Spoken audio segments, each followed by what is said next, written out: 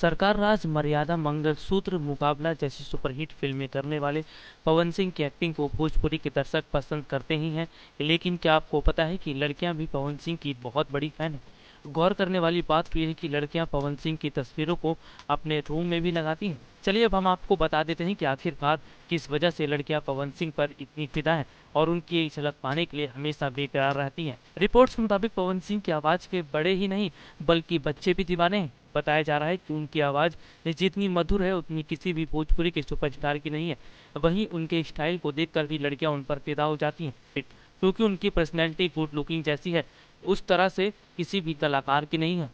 सबसे दिलचस्प बात तो यह है कि कुछ समय पहले पवन सिंह ने अपनी भारी भरकम बॉडी बनाई और ऐसी बॉडी किसी भी सुपरस्टार के पास नहीं थी। और गौर करने वाली बात तो यह है कि पवन सिंह के चेहरे पर दिन प्रतिदिन निखार आता चला जा रहा है और उनके चेहरे की चमक फिल्मों में भी नजर आती है। अब तो आपको पता चल ही गया होगा कि आखिरकार क्यों लड़कियां पवन सिंह की फैन हैं। नेक्स्ट 9 न्यूज रूम से राहुल की रिपोर्ट।